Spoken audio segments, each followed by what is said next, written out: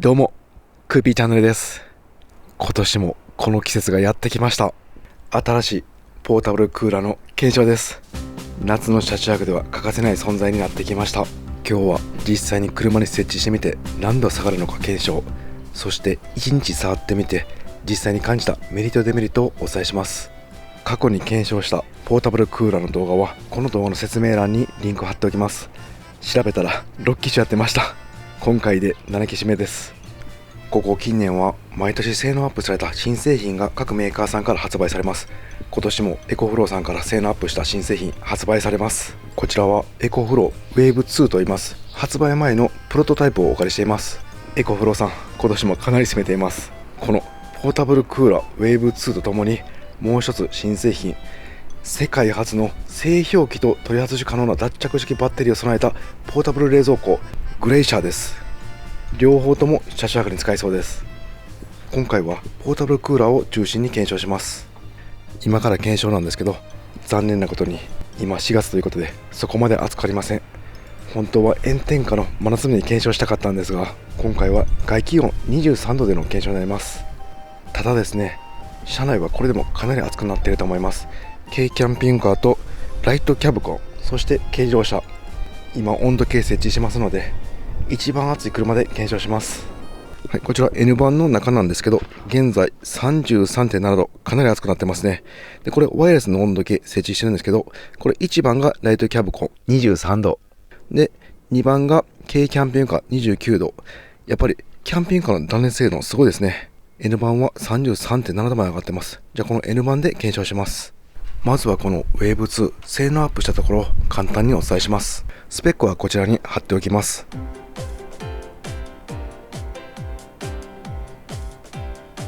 一番の注目は何といっても冷房能力がアップしてます。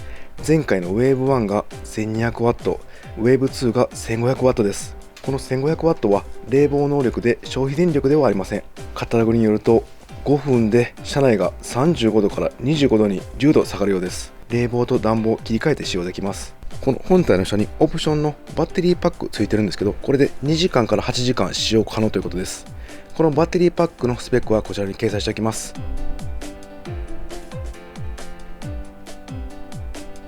2つ目、静かになりました。車中泊で大事な騒音レベルが大幅に下がりました。Wave 1が 55dB、Wave 2が 44dB、かなり下がってますね。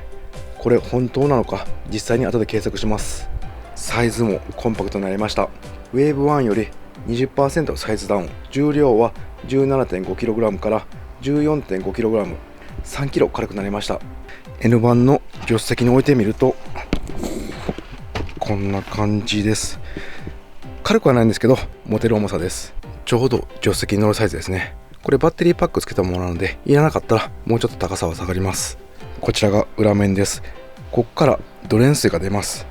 処理が結構面倒だったんですけど、排熱と一緒に車外に排出されるようです。これは本当助かります。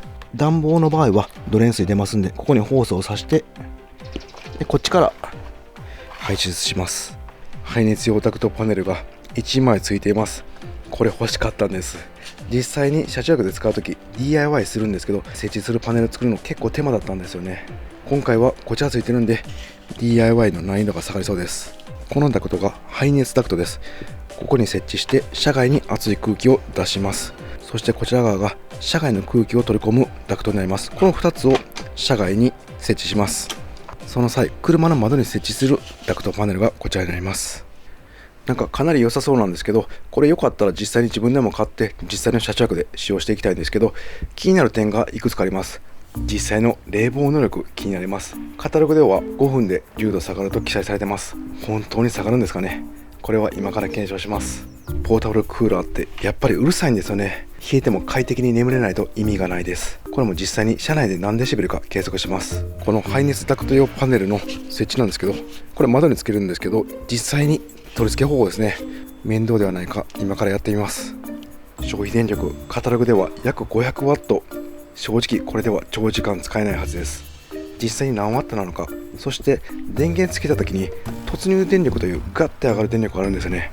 それが何ワットなのか、それによっては使えないポータブルバッテリーも出てきます。今から全部検証します。まずは消費電力から調べます。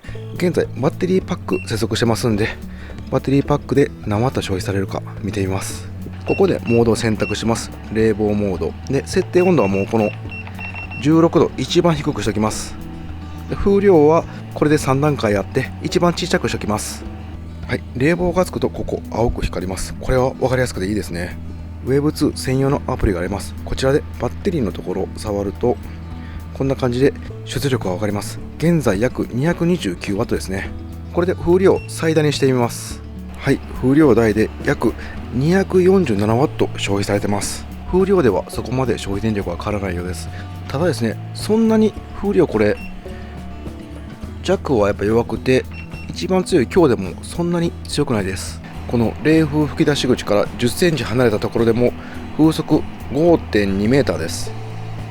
軽自動車だったらこれぐらいできるかもしれないんですけど、大きいキャンピングカーだったらサーキュレーターと併用しないとダメっぽいですね。次はこのポータブルバッテリーの AC 接続で何ワット消費されるか確かめます。このバッテリーパックは専用の DC 接続なんでかなり消費電力が少ないんですよね。使用するポータブルバッテリーは同じエコフローのリバーです。容量 720Wh です。はい、それではポータブルクーラーのスイッチつけます。突入電力あるか調べます。現在約 50W です。ここからガンガン上がってきます。はい、落ち着きました。約 240W ですね。風量は小です。これ突入電力ないですね。このままじんわり上がってきました。これはすごいですね。風量強でやっておきます。はい、落ち着いてきました。現在 270W ですね、約。ちなみに電気の周波数は 60Hz です。それでは実際にエネマに設置して温度何度下がるのか、そして騒音レベルも調べます。この排気ダクトを設置するんですけど、窓にこの以前から使っていた断熱シェード、こちらですね。普通はこうはめて使うんですけど、ここにこれを貼ればいけそうですね。ただこれは切り抜かずに仮設置ということで段ボール切り抜いて使います。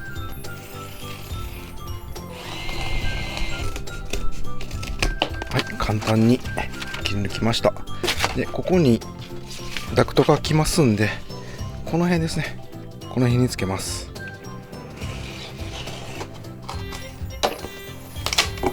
で、ここにダクトを突っ込んでいきます。はい、これで設置 OK です。こっち側が排熱ダクトです。で、こっち側が外気取り込み用のダクトです。この2本のダクトを車外に出さないと車中泊では車内はちゃんと冷えません。1本だけだったら車外の熱い空気が入ってくるんですね。今は大丈夫なんですけど、真夏になるとそれは冷えません。詳しい説明は過去の動画でしていますんで、よかったらそちらも参照してみてください。外から見るとこんな感じです。こっち側が熱出ます。で、これ外気取り込み、こっち側に向けておきます。それでは早速検証していきます。現在の車内の気温が29度で、これ1番 30.6 度なんですけど、この一番上ですね、ここに置いてます。ルーフのところで、この2番が26度は外気温です。フロントウィンドウの外に置いてます。現在は曇りです。車内の温度計は吹き出し口後ろ後方に置いておきます。外は涼しいんですけど、窓開けてないとかなり車内は暑くて今汗ばんでる状態です。それでは早速ポータブル電源で検証していきます。ポータブル電源の残量は現在 99% です。容量 720Wh です。設定温度一番下げていきます。じゃあ16度ですね。一番強い強で風量を入れていきます。これでマックスの冷房能力が上がります。あれ、消費電力が変わってます。さっき外でやった時は 200W 台なんですけど、この暑い中でやると 422W ぐらい出てます。やっぱり暑い環境だと消費電力が上がるようです。設定温度になったら消費電力が下がると思います。もう曇りなんで車内のシェードはしていません。はい、それでは騒音を調べていきます。だいたい1メートルぐらいの距離ですね。車内真ん中に置いて計測します。設定温度一番下げて風量は強です。はい、61デシベルでした。この低音の方のブーンという音はなくて、高音の方が一番音が大きかったようです。じゃあ小で試してみます。風量を一番小さくすると57デシベルまで下がりました。どうでしょうか。このぐらいだったら許容範囲じゃないかなと思います。こっち側を頭にするんじゃなくて、後ろを頭にすれば全然問題ないかなと思います。はい、じゃあまた強にして10分後何度下がったか調べます。はい、10分経ちました。結構下がりましたね。10分後、車内の温度は 24.8 度で、天井に置いている温度計は 28.3 度まで下がりました。車外は 24.8 度まで下がりました。中はもうかなり涼しくなってきました。それでは残り50分も計測して1時間で何度まで下がるか検証します。はい、騒音なんですけど、よく考えたらこれポータブルバッテリーファン回ってるんですね。なのでこの騒音も入っているんで、温度検証終わってからポータブルバッテリーは使わずにこのファンのないバッテリーパックで騒音の検証をします。ここの冷風吹き出し口の温度を測っておきます。約9度ですね。かなり冷えてます。そしてこの排熱ダクト、本来は断熱シートなどを巻いて断熱した方が効率は上がります。で、温度調べておきます。ここは約36度です。このアプリとほとんど同じですね。アプリではこの冷風吹き出し口が約9度、そして現在のこの車内の温度が 19.5 度。アプリの車内の温度計は冷風の吹き出し口付近にあると思いますので、かなり温度は低く表示されていると思います。はい、約1時間経ちました。で、消費電力下がってますね。260ワットに消費電力下がってます。はい、それではこれでストップします。1時間使用した結果、車内の温度が 17.3 度まで下がりました。で、天井の温度計が 21.1 度、で外気温は 21.9 度です。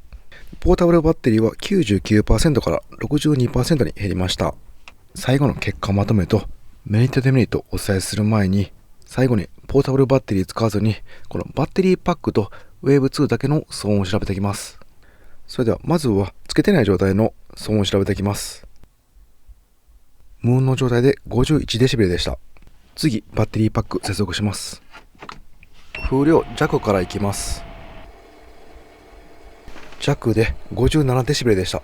次、風量強です。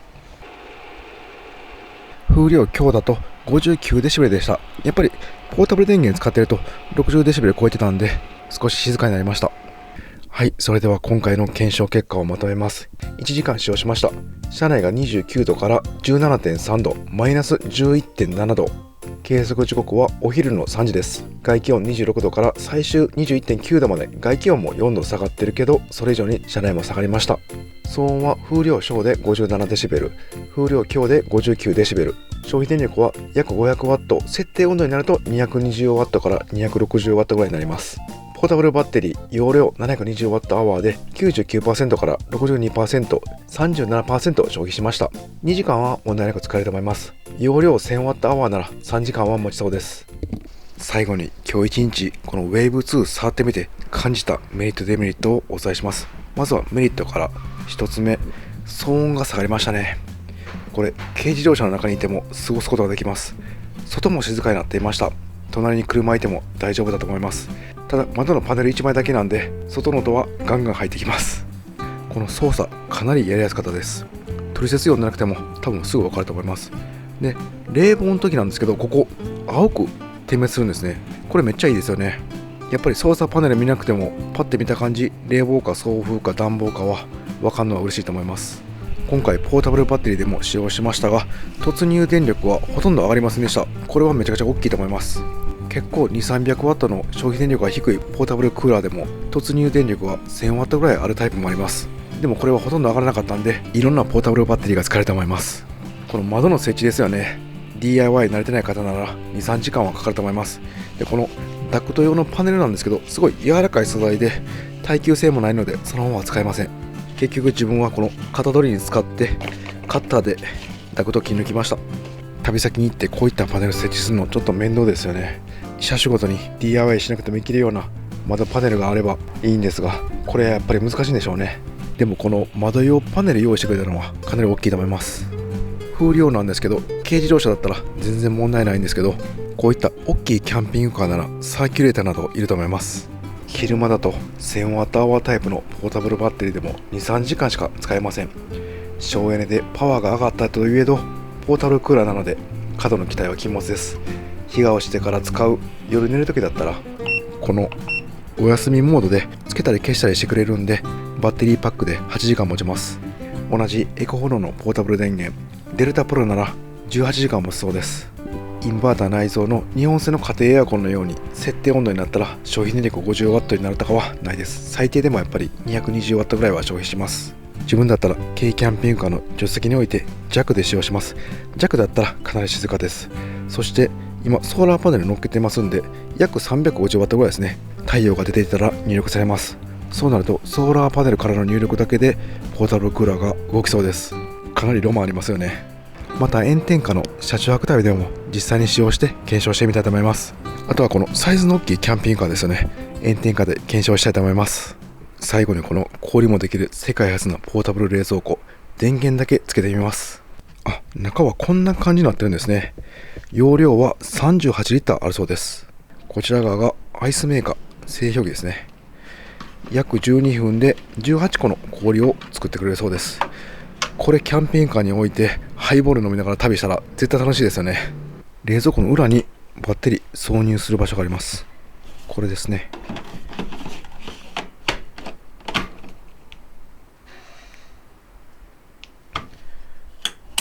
はい、電源つけてみます。なんかかっこいいですね。このバッテリーパックで最大40時間の運転を実現しているそうです。1個は冷蔵、1個は冷凍という感じで使えるみたいですね。さすがに軽自動車には大きいですけど、大きいキャンピングカー、ライトキャブコンクラスなら大丈夫そうですね。またこういうのも使って豪華な旅もしてみたいです。それではご視聴ありがとうございました。